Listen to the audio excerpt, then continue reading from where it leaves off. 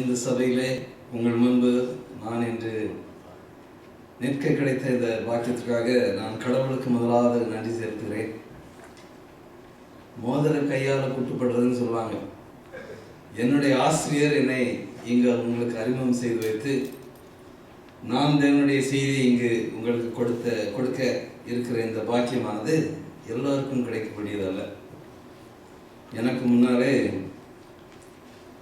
என்று அந்த இயற்கை செய்தியை கொடுத்த பாஸ்டர் அம்மா அவர்களை பற்றி போதகர் ஆனந்தபாலம் அவர்கள் கூறினார்கள். அவர்கள் என்னுடைய முதல் ஆசிரியர், அதாவது அந்த ப்ரீ ஸ்கூல் டீச்சர் அப்படின்னு சொல்லுவாங்க பிரகாசபுரத்தில், குட்டி பாலர் வகுப்பு இப்படி தானே அதுக்கு பேர். ஆமாம், அது கிட்டத்தட்ட 50 வருஷத்துக்கு முந்தி என்னுடைய முதல் ஆசிரியை எனக்கு முன்னால் உட்கார்ந்துருக்காங்க. என்னுடைய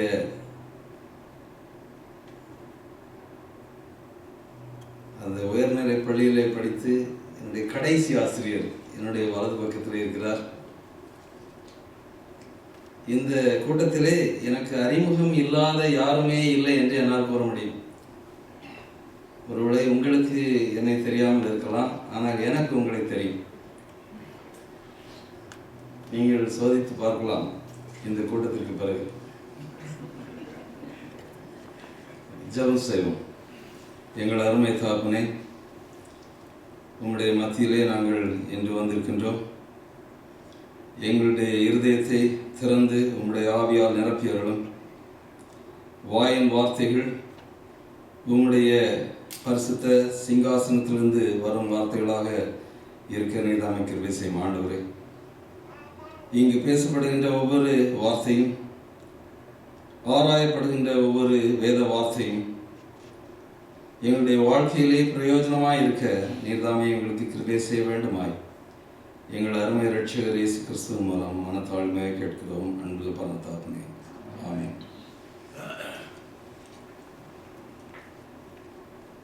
சுமார் 16 ஆண்டுகளுக்கு முன்பாக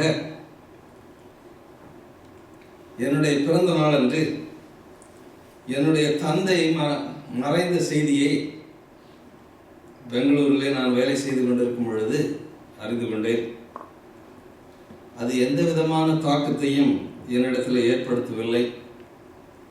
நான் பெங்களூரிலிருந்து தஞ்சாவூருக்கு பிரயாணம் செய்து போய் சென்று அவருடைய அடக்க காரியங்களிலே கலந்து கொண்டு எல்லாவற்றையும் முடித்து 4-5 நாட்களுக்கு பிறகு அவருடைய இறப்பு சான்றிதழை வாங்குவதற்காக அங்குள்ள நகராட்சி அலுவலகத்துக்கு நான் சென்றிருந்தேன். அப்பொழுது என்னுடைய விண்ணப்பத்தை நான் கொடுத்துவிட்டு காத்து கொண்டிருந்த அந்த நேரத்தில் அந்த சாலையை பார்த்து கொண்டு நான் நின்று கொண்டிருந்தேன். திடீரென்று என்னுடைய தந்தை எத்தனை முறை அந்த ரோட்டிலே சென்றிருப்பார், அந்த எண்ணங்கள் எல்லாம் என்னுடைய மனதிலே வந்து திடீரென்று துக்கம் தாழாதவனாய் நான் அங்கு சத்தமிட்டு அழுதேன். அதற்கு பிறகு நான் கடவுள்கிட்ட ஜெபம் பண்ணும்போதெல்லாம் நான் கேட்ட ஒரே காரியம் என்னன்னா, என் தந்தை திடீரென்று மறைந்தது போல் என்னுடைய தாயை நீர் எடுத்துக்கொள்ளாதே. அந்த ஜெபத்திற்கு பதில் கிடைத்தது போல் என்னுடைய தாயார் என்னை சந்திக்க இங்கிலாந்து தேசத்திற்கு வந்திருந்தார்கள். அவர்கள் திரும்ப வருவதற்கு ஒரு 10 நாட்களுக்கு முன்பதாக அவர்கள் உடல் நலக்குறைவு ஏற்பட்டு நாங்கள் அவர்களை மருத்துவமனைக்கு எடுத்து சென்றோம். அங்கு அவர்களுக்கு புற்றுநோய் என்று அவர்கள் கண்டறிந்தார்கள். அதன் பிறகு அவர்கள் என்னுடனே இருந்து 6 மாதங்கள் கழித்து மரணமடைந்தார்கள். அதன் பிறகு நான் இந்த 50 நாட்களும் அவர்கள் மறைந்த நாட்களிலும் எனக்கு எந்த விதமான தாக்கமும் கிடையாது. சரியாக 50 நாட்கள் கழித்து என்னுடைய தாய்க்கு நேர்ந்த அதே சம்பவம் இன்னொரு மனிதருக்கும் நடக்கிறது. அதை நான் வாசித்துக் கொண்டிருந்த பொழுது துக்கம் தாழாதவனாய் நான் கதறி அழுதேன். மரணத்தையும் துக்கத்தையும் தவிர்க்க முடியாது என்ற உண்மையை அன்று நான் மிக சரியாக உணர்ந்தேன். மரணமானது ஏன் ஏற்படுகிறது அப்படின்னு ஒவ்வொருத்தரையும் கேட்டால் வேற வேற மாதிரி சொல்லுவாங்க. ஒரு தத்துவ மேதை, ஒரு பிலாசபர் நம்ம கேட்டோம்னா மரணம் ஏன் ஏற்படுகிறது என்று கேட்டால் அவர் சொல்வார், மனிதன் பிறக்கிறதுனால் அவன் இறக்கிறான் அப்படின்னு சொல்வார். பிறப்பு இல்லை என்றால் இறப்பு இல்லை. ஒரு மருத்துவர்கிட்ட போய் கேட்டோம்னா என்ன சொல்லுவாங்க? நோயின் காரணமாக அவர் இறக்கிறார் என்று சொல்லுவார். ஒரு போதகர்கிட்ட கேட்டா பாவத்தினால் மனிதன் மரிக்கிறான். வேதம் என்ன சொல்கிறது? ஆதியாகமம் 2வது அதிகாரம் 17வது வசனத்திலே நாம் பார்க்கலாம். ஆதியாகமம் 2:17. எடுத்தவர்கள் தயவு செய்து வாசியுங்கள்.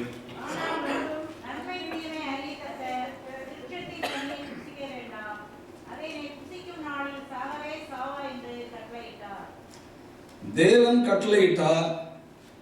என்ன கட்டளையிட்டார்? அதை புசிக்கும் நாளிலே நீ சாகவே சாவாய். கீழ்ப்படியாமை மரணத்தை கொண்டு வரும் என்று வேதம் கூறுகின்றது. தேவனுடைய கட்டளையை மீறுகிறவர்கள் மரணத்தை சந்திப்பார்கள் என்று கூறப்படுகிறது. நாம் கூறலாம், ஆதாம் ஏவாள் இருவரும் தாங்கள் பாவம் செய்த நாளிலே, தாங்கள் கீழ்ப்படியாமல் போன நாளிலே அவர்கள் அங்கு சாகவில்லை, உண்மை. ஆனால் மனிதன் படைக்கப்படும் பொழுது அவன் மரிப்பதற்குரிய அந்த காரணங்கள் எதுவும் அங்கு கிடையாது. அவன் ஒரு நித்திய ஜீவனாக இருக்க வேண்டும் என்ற நோக்கத்தோடு தேவ சாயலில் மனிதன் சிருஷ்டிக்கப்பட்டான் என்று நாம் பார்க்கின்றோம்.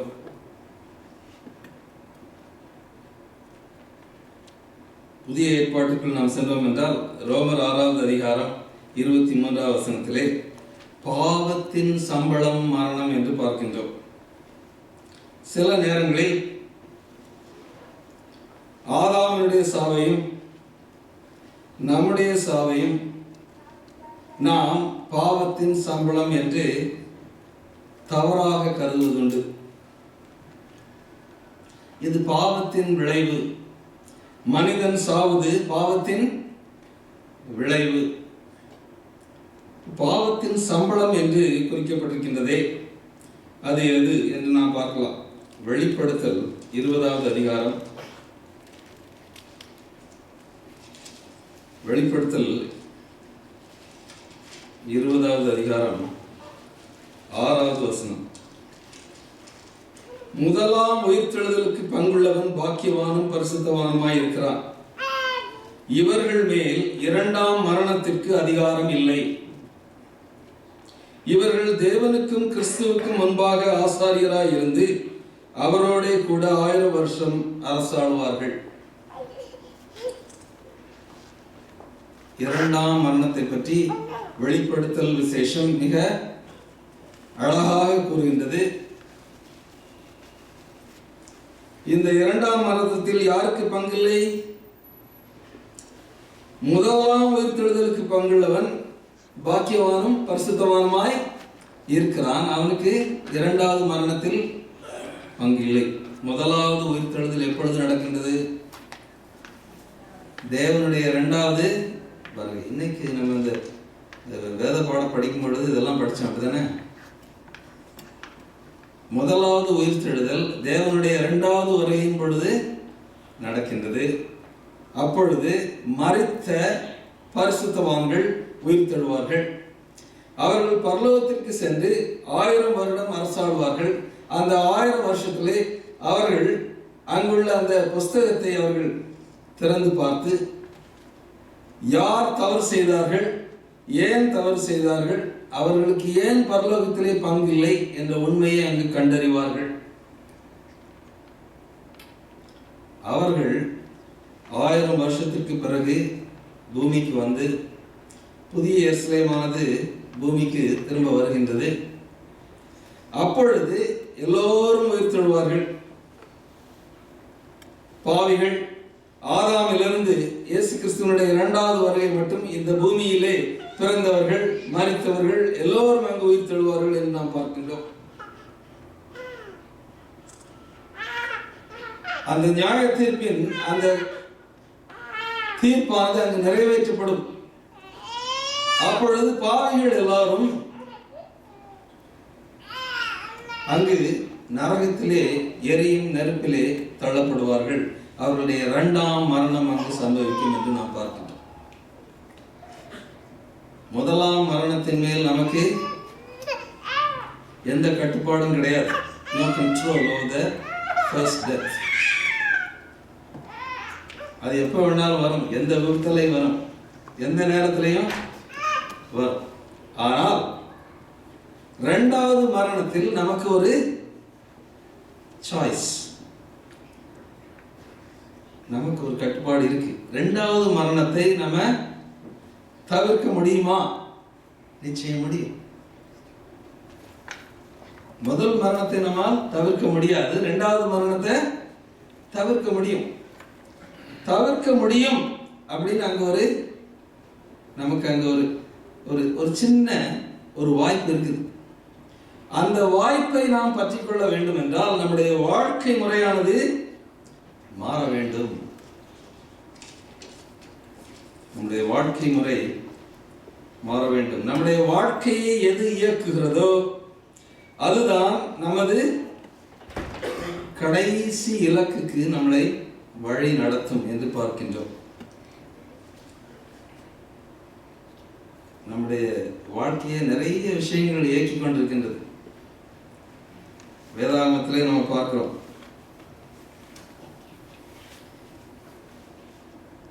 காயினுடைய வாழ்க்கையை எது இயக்கிக் கொண்டிருந்தது?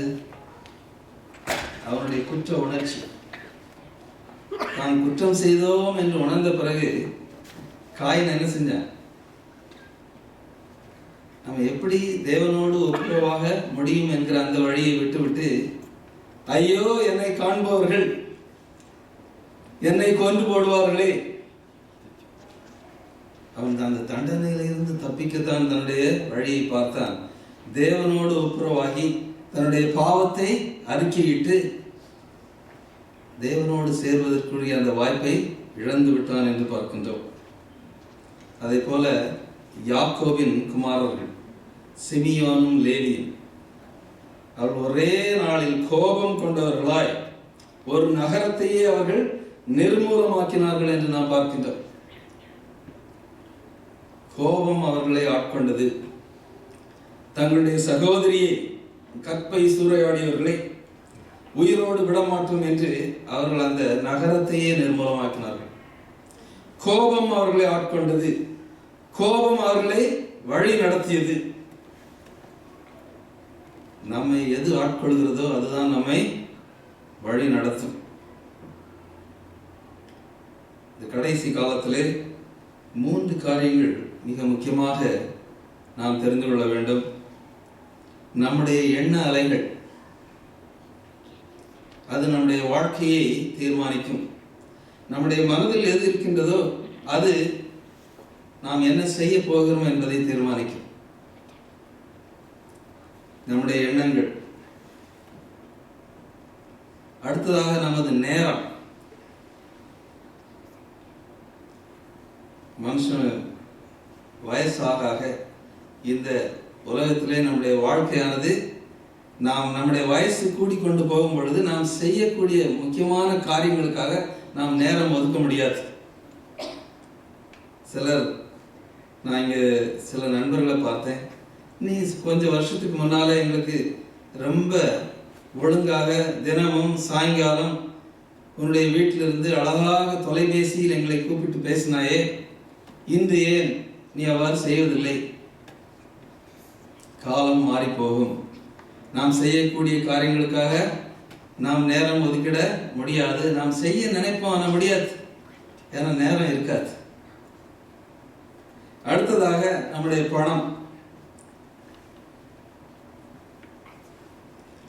இங்க இருக்கிற நிறைய பேர் இந்தியாவிலே பிறந்து வளர்ந்து ஓரளவு வாழ்க்கையை இங்கே அனுபவித்து வாழ்ந்துட்டு தான் இங்கே வந்திருக்கோம். எப்படியெல்லாம் நம்ம ஒவ்வொரு விஷயங்களை வாங்குறதுக்கு செலவு பண்ணுறதுக்கு கஷ்டப்பட்டோங்கிறது எல்லாருக்கும் தெரியும். இந்த மாதிரி இந்த கிரெடிட் கார்டு இதெல்லாம் இல்லாத காலங்களில் பணத்தை சேமித்து வச்சு நிறைய தியாகங்களை செய்து அப்படி தான் வீட்டில் பொருட்கள்லாம் வாங்க முடியும். நம்முடைய நிலைமை இன்னைக்கு அப்படி இருக்குதா? ஒரே நாள் சம்பாத்தியத்தில் நம்முடைய பொருட்களை வாங்கிடலாம், அப்படிதானே? பண பலம் அதிகமாயிடுச்சு, பண புழக்கம் அதிகமாயிடுச்சு. நான் வேதாகமத்தில் என்ன பார்க்கிறோம்னா,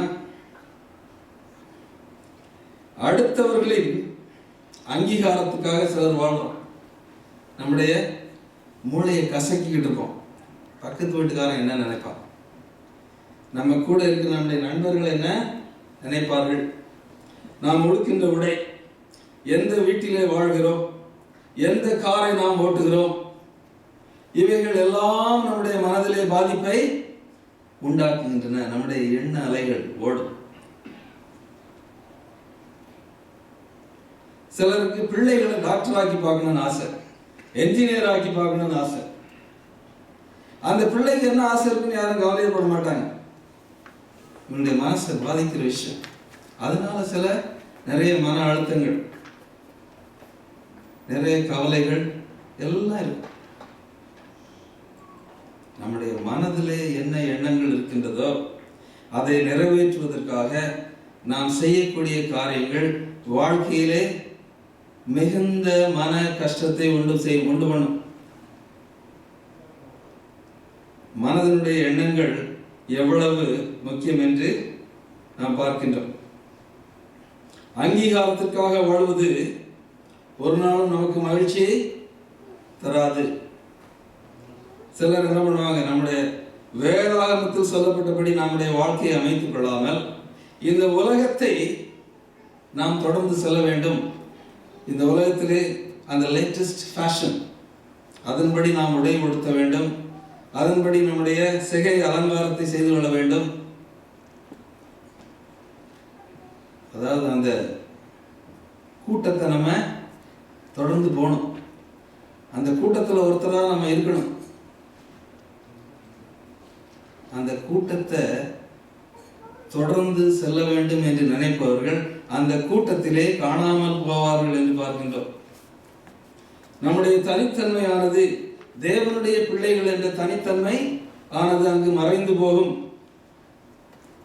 அதனால் நமக்கு லாபம் இல்லை.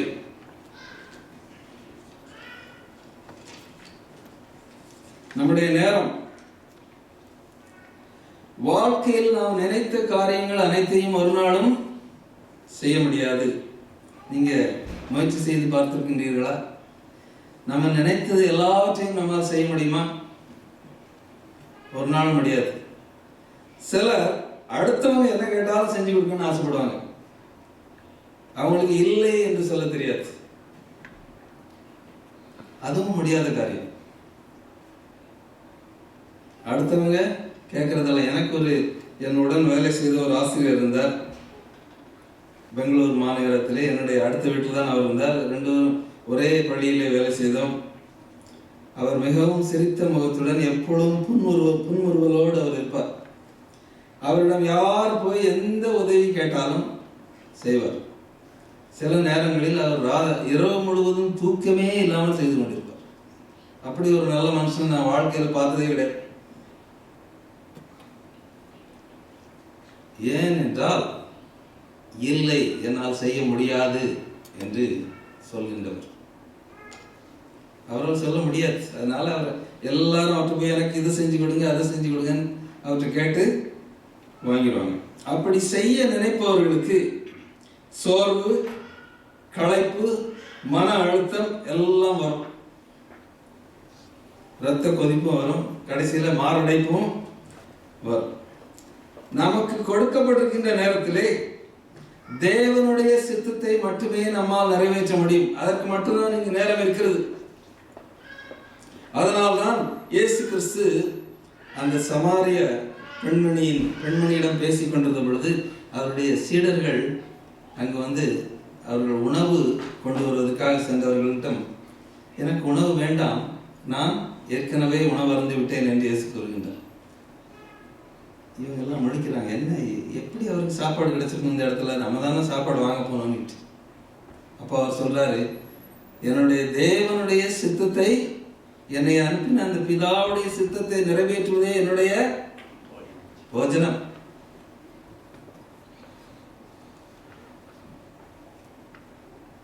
தேவனுடைய சித்தத்தை நிறைவேற்றுவதற்கு மட்டுமே நமக்கு இங்கு நேரம் இருக்கின்றது. மற்ற காரியங்களுக்கு இங்கு நேரம் இல்லை. நம்ம அநேகர் பேரும் புகழும் பெற வேண்டும், சொத்துக்களை சம்பாதிக்க வேண்டும், அப்படி நிறைய முயற்சிகள் செய்வோம். இந்த உலகத்திலே நாம் சிருஷ்டிக்கப்பட்டிருப்பது தேவனுடைய சித்தத்தை செய்வதற்கு மட்டுமே அன்றி வேற எதற்காகவும் அல்ல.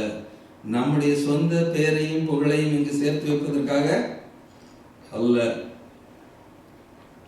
அதை மிக தெளிவாக நாம் புரிந்து கொள்ள வேண்டும்.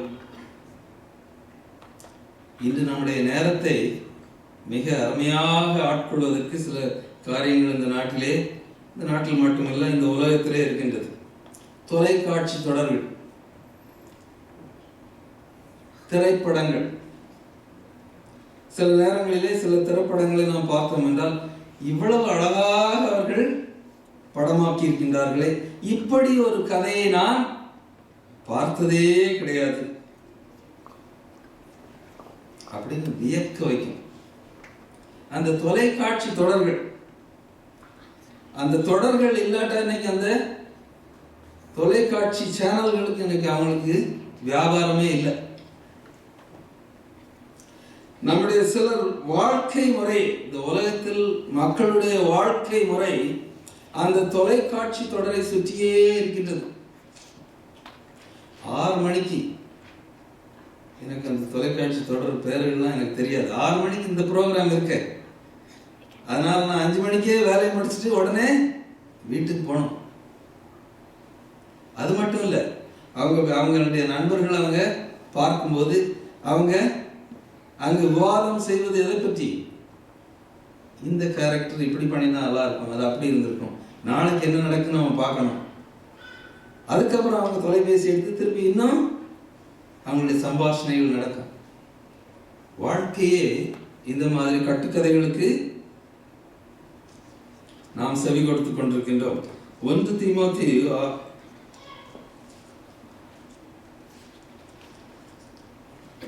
மன்னிக்க வேண்டும், சங்கீதம் 90வது சங்கீதம் 10-12 வருஷங்கள் பார்ப்போம்.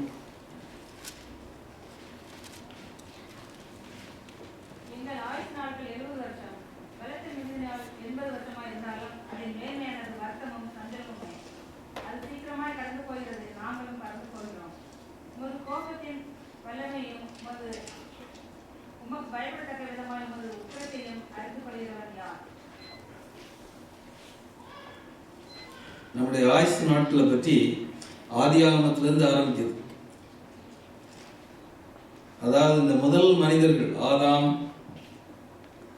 ஆதாம்லேருந்து நம்ம பார்க்கும்போது ஒவ்வொருத்தரும் 500 வருஷத்துக்கு மேலே வாழ்ந்தவங்க. ஆதாம் 900 வருஷத்துக்கு மேலே வாழ்ந்தார். நம்ம ஆதியாகமம் 6வது அதிகாரத்தில் நம்ம பார்க்குறோம், என்னுடைய ஆவியானது மனுஷனோடு இராது. ஏன்? நான் மனுஷனோட போராடி பார்த்துட்டேன். எத்தனை வருஷம்? 900 வருஷம், 700 வருஷம், இப்படி என்னால் இன்னும் போராட முடியாது. அதனால அங்க என்ன சொல்றாரு அவரு? 120 வருஷம். ஆதியாகமம் 6வது அதிகாரம் 3வது வசனத்துல பார்த்தோம்னா மனுஷனுடைய ஆயுசு எவ்வளவு? 120. அதாவது டிராஸ்டிக் ரிடக்ஷன், 120 ஆயிடுச்சு. அதுக்கப்புறம் என்ன அது? 90வது சங்கீதத்துல 70 வயசு. பலத்தின் மிகுதியா 80 வயசு. பலத்தின் மிகுதியால்னா ஆரோக்கியமா இருந்தா. அதுக்கு மேல உள்ளது போனஸ். இந்த இடைப்பட்ட இந்த வருடங்களிலே நம்முடைய வாழ்க்கையிலே நாம் எதை சாதிக்க போகிறோம், நம்முடைய வாழ்க்கை முறையை எவ்வாறு அமைத்துக் கொள்ள போகிறோம். அதன்படி நாம் பார்த்தோம் என்றால் தேவனுடைய சித்தத்தை நிறைவேற்றுவதற்கு மட்டுமே அந்த நேரம் இருக்கின்றது என்று பார்க்கின்றோம். வேறு எதற்கும் அங்கு நேரம் இல்லை. உண்ணவும் உடுக்கவுமே நம்முடைய வேலை இருக்க வேண்டும். அதுதான் வேதம் நமக்கு கூறுகின்றது. ஆடம்பர வாழ்க்கை அல்ல. இவ்வளவு தெளிவாக அங்கு கூறப்பட்டிருக்கின்றது. அதே போன்று நாம் 2 தீமோத்தேயு 4வது அதிகாரம் 4வது வசனத்தை நிச்சயமாக விட்டுவிடக்கூடாது. சத்தியத்துக்கு செவியை விலக்கி கட்டுக்கதைகளுக்கு சாய்ந்து போகும் காலம் வரும். இதுதான் இந்த சீரியல் தொடர்கள், தொலைக்காட்சி தொடர்கள். இந்த வசனத்தை எனக்கு ஒரு 35 வருஷத்துக்கு முந்தி ஒரு போதகர் சொன்னார் குடிகாட்டில்.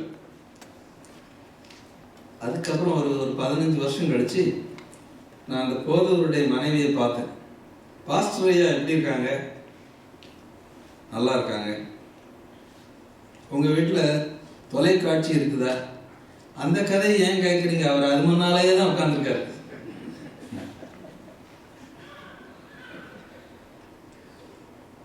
அதாவது அந்த டெக்னாலஜி இது அதிகமாக ஆக நம்முடைய நாட்டம் அதில் அதிகமாகும். மாம்சத்திலே உருவானவன் பலவீனனாய் இருக்கிறான். இந்த மாதிரி காரியங்கள் வரும் பொழுது அது நம்முடைய வாஞ்சையை ஈர்க்கும். அதைத்தான் நம்ம செய்யும். நம்முடைய காலத்தை வீணாக்குவதற்கு இந்த மாதிரி காரியங்கள் எல்லாம் போதும். அடுத்தது நமது பணம். சொத்து சேர்க்க வேண்டும் என்பது பலரது குறிக்கோள். சம்பாதிக்க வேண்டும் என்ற ஆர்வம் 3 தவறான எண்ணங்களால் உருவாகிறது. சம்பாதிக்க வேண்டும் என்ற எண்ணம், பணம் சேர்க்க வேண்டும் என்ற எண்ணம் 3 தவறான எண்ணங்களால் உருவாகிறது. அது என்னன்னு பார்ப்போம். மிகுந்த சந்தோஷம். இப்போது இருக்கிறத விட இன்னும் அதிக சந்தோஷம் கிடைக்கும் பணம் இருந்துச்சுன்னா அப்படின்னு ஒரு எண்ணம். அடுத்தது என்னன்னா, இப்ப இருக்கிறத விட நமக்கு இன்னும் அதிக முக்கியத்துவம் கிடைக்கும். 3வது, இப்ப இருக்கிறத விட நமக்கு கொஞ்சம் பாதுகாப்பு. என் கையில கொஞ்சம் காசு இருந்துச்சுன்னா என் பிள்ளைகளை நான் கரையேற்றிடுவேன் அப்படி சொல்லுவாங்க சில ஆட்கள். பார்த்துருக்கீங்களா? ஆமா, கையில பணம் இருந்தா நம்ம எதையும் செய்யலாம், நமக்கு மிகுந்த பாதுகாப்பு கொடுக்குது அப்படின்னு நம்ம நினைக்கிறோம். இந்த 3மே தவறான எண்ணங்கள். இந்த 3மே தவறான எண்ணங்கள். நான் அந்த காலத்தில் இந்தியாவில் இருக்கும்போது இந்த கிரெடிட் கார்டு, டெபிட் கார்டு இதெல்லாம் வராத காலத்துக்கு முன்னால் நான் பிரயாணம் செய்யும்போது என் பை நிறைய பணம் இருக்கும். எனக்கு அப்படி இருந்தால் அது ஒரு சந்தோஷம். அந்த காலத்தில் நான் எனக்கு துணி தைத்த அந்த தையல்காரர்கள் நல்ல மறைவிடங்களில் அந்த பையெல்லாம் வச்சு தைப்பாங்க பேண்ட்டில். அங்கெல்லாம் பணம் இருக்கும். ஒரு சந்தோஷம். நம்ம வெளியூர் போகிறோம், செலவழிக்கிறதுக்கு நம்ம கையில் நிறைய காசு இருக்கு. அங்கே போய் அந்த பேருந்தில் உட்கார்ந்த உடனே நம்ம நிம்மதியெல்லாம் போயிடும். நம்ம பக்கத்தில் இருக்கவங்க எல்லாரும் திருடனா தெரியும் நமக்கு. நம்ம கை அந்த பையில தான் இருக்கும், அதுக்கு மேலே போகாது. அதுக்கப்புறம் தூக்கம் எங்கே வரும்? நிம்மதி எங்கே வரும்? வராது. அந்த பாதுகாப்பு கிடையாது. நிச்சயம் பணம் பாதுகாப்பை கொடுக்கறது இல்லை. நமக்கு நிரந்தரமான பாதுகாப்பை கொடுக்கிறது தேவனோடு நாம் கொண்டிருக்கின்ற அந்த உறவு தான், வேற எதுவும் கிடையாது. ஜெபம், வேத வாசிப்பு, வாழ்க்கையின் அத்தியாவசிய தேவைகளை பூர்த்தி செய்வது, இதுதான் வேதாகமத்திலே நடைமுறையாக நம்முடைய வாழ்க்கை முறையாக அங்கு எழுதப்பட்டிருக்கின்றது என்று நாம் பார்க்கின்றோம். அதாவது net worth and self worth, 2 worth. நெட்வொர்க்னா ஒரு மனுஷன் சம்பாதிக்கிற சொத்து, இதெல்லாம் நெட்வொர்க். செல்ஃப் ஒர்க்னா என்னது? அவனுடைய நற்குணங்கள், அவன் சம்பாதித்த பெயர், இதுதான் self worth. Network and self worth are not the same. பரலோகத்துக்கு நம்மளை கொண்டு போக போறது செல்ஃப் ஒர்த், நெட்வொர்க் கிடையாது. நம்ம எவ்வளவு சொத்து வச்சிருந்தாலும் நமக்கு அது ஒரு தகுதியை கொடுக்காது பரலோகத்துக்கு போறது. அதனால தான் மத்தேயு எழுதின சுவிசேஷம் 20வது அதிகாரம், மன்னிக்க வேண்டும் 6வது அதிகாரம் 20வது வசனத்தில் நாம் பார்க்கிறோம். 6:20.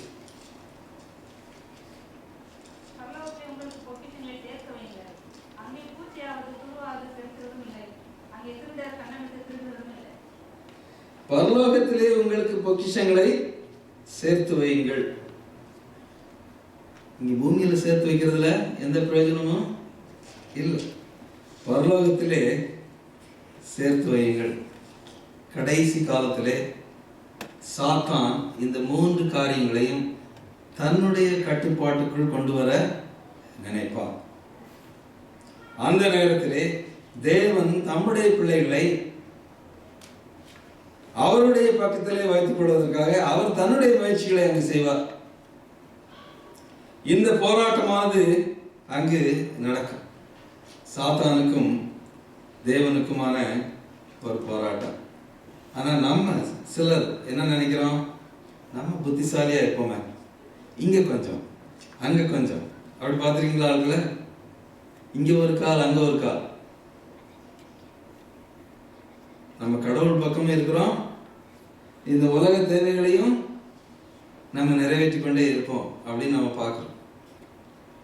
சிலர் ரொம்ப அழகாக செய்வாங்க.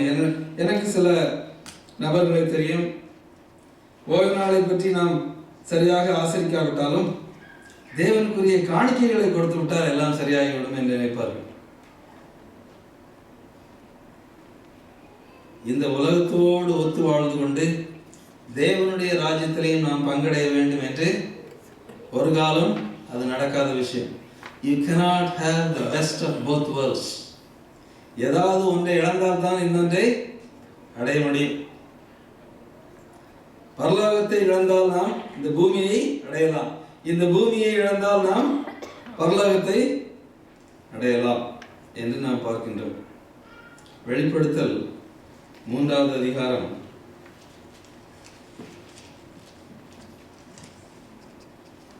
14 16 வரை.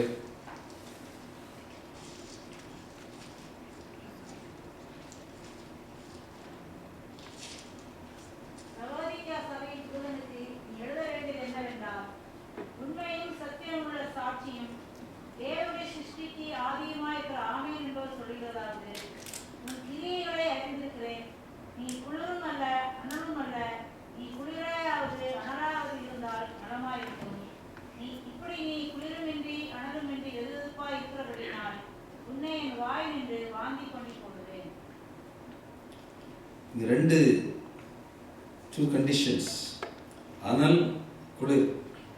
இந்த அனலும் இன்றி குளிரும் இன்றி இருக்கிற அந்த தன்மையை பற்றி சொல்லும் பொழுது அது லவோதிக்கா சபைக்கு சொல்லப்பட்ட அந்த செய்தி. நம்ம ரெண்டும் கெட்டானா இருக்கிறோம். அந்த 7வது சபையானது, அந்த மீதியான சபையானது, இந்த கடைசி சபையானது ரெண்டும் கெட்டானாக நாம் இருக்கின்றோம். அங்கு சொல்லப்பட்டிருக்கின்ற காரியத்தை நாம் மிக கவனமாக கவனிக்க வேண்டும். தேவன் என்ன சொல்கிறார்? நீ அனலாவது குளிராவது இருந்தால் நலம். அவர் நீ அனலாதான் இருக்கணும் அல்லது குளிராதான் இருக்கணும் அப்படின்னு அங்க கட்டளை போடல. ஏதாவது ஒண்ணா இருந்துக்க, ஆனா ரெண்டும் கெட்டானா இருக்காது. No middle ground. அந்த 9/11 அட்டாக்கு பிறகு ஜார்ஜ் புஷ் என்ன சொன்னார்? If you are not with me, you are against us. If you are not with us, you are against us. அது வேதாகமத்திலிருந்து எடுக்கப்பட்ட வாக்கியம். நீங்கள் என்னோடு இல்லாவிட்டால் எனக்கு எதிராக இருக்கிறீர்கள். அங்க 2 பக்கம்தான். ஒன்று கடவுளுடைய பக்கம், இன்னொன்று சாத்தானுடைய பக்கம்.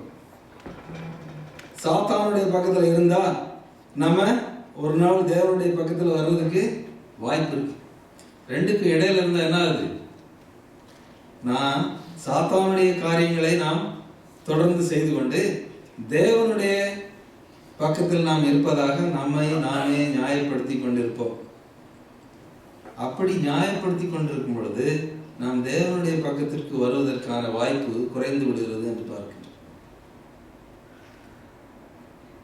அதனால தான் இங்க என்ன சொல்றாரு, நீ அந்த ரெண்டும் கெட்டான அனலும் இன்றி குளிரும் இன்றி இருந்தா உன்னை வாந்தி பண்ணி போடு. வாந்தி எப்போ வரும்? நாம் சாப்பிட்ட உணவானது நம்முடைய உடலிலே அது அது அது அது ஒப்புக்கொள்ளாவிட்டால் அது வெளியே வரும். It's rejection. கடவுள்கிட்ட அந்த அவர் என்ன பண்ணுறாரு? புறந்தள்ளி போடுவார் அந்த ரெண்டும் கெட்டானா இருந்தா அப்படின்னு மிக அழகாக சொல்கிறார். அதனால தான் யாக்கோபு 4:8 சொல்லுங்க, தேவனிடத்திலே சேர்ந்து வாருங்கள், தேவனிடத்திலே வாருங்கள். யாக்கோபு 4:8 மிக அருமையான வசனம்.